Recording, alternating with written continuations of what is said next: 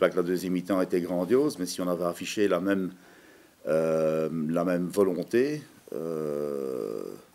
on aurait peut-être davantage pu faire mal ou faire douter Lyon. On a eu pas mal de sursauts d'orgueil. J'en ai fait état déjà mardi dernier, avec soit des points pris. Pensons au match à Lyon, pensons à Rennes, pensons plus récemment à Montpellier. Je ne parle pas d'une bonne période qu'on a connue janvier-février. C'est un aspect des choses. Il y a eu des matchs avec des défaites où, que ce soit au niveau du comportement, que ce soit au niveau de la qualité de jeu, on n'a pas remporté, mais il n'y avait aucun reproche à faire. Je pense à Nantes, je pense à Bordeaux.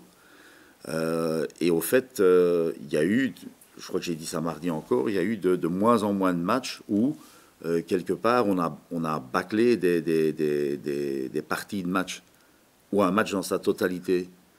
Donc d'un côté, je trouve que, très honnêtement, il y a progrès de ce côté-là. Mais non, ma volonté, c'était de prouver justement aux joueurs que cette qualité première, que ce soit un sursaut d'orgueil, que ce soit exploiter la sous-estimation de l'adversaire, que ce soit de vouloir se vendre sa peau le plus dur possible, que c'est une qualité de base primaire qui doit toujours être présent à chaque match, de la première à la dernière. Et ces moments-là, ce sont les regrets qu'on a pour l'instant. Et le match de la première mi-temps de Lyon a été tel quel. J'utilise parfois l'image du match à Monaco parce que dans ce match, beaucoup de paramètres étaient présents que pour ne pas y croire, que ce soit la qualité de l'adversaire, le déplacement, la période de doute dans laquelle on se trouvait, la non-disponibilité de pas mal de joueurs. Et malgré tout, on voit qu'à ce moment-là, tout compte fait, on réalise quelque chose.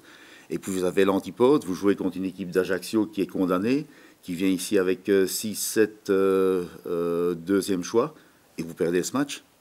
Je crois qu'il y a exactement une semaine, tout le monde était content du jusqu'au boutisme affiché à Montpellier.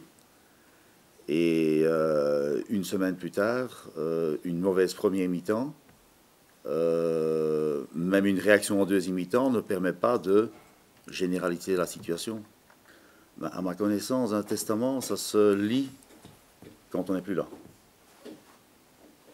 La date limite, c'est le dernier match de championnat.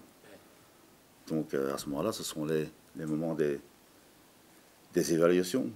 On sait très bien qu'on n'a plus le droit à l'erreur. On sait que tous les matchs qui restent, il en reste 6, seront très importants. Donc à nous de tout faire ce week-end pour montrer qu'on a envie de rester en Ligue 1 et à nous de faire un gros match sur l'état d'esprit et l'envie. Et voilà, comme on dit, c'est un derby, donc à nous de montrer nos qualités, on va dire, humaines et combatives sur ce genre de match. On est prêt à aborder ce genre de match. Maintenant, entre le dire et le faire, il y a un monde.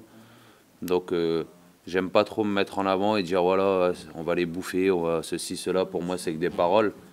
Je pense que les actes sont plus importants que les paroles.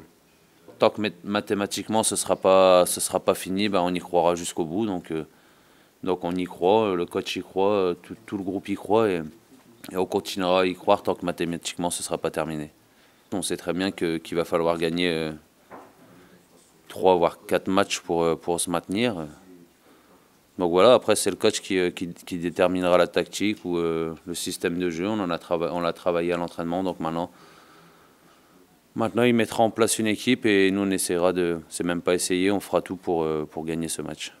Si on a envie de se maintenir, c'est ce genre de match qu'on doit gagner parce que voilà, eux ils jouent peut-être une place en haut, nous on joue la survie du club, donc je pense que dans la vie il ne doit pas y avoir photo entre les deux équipes.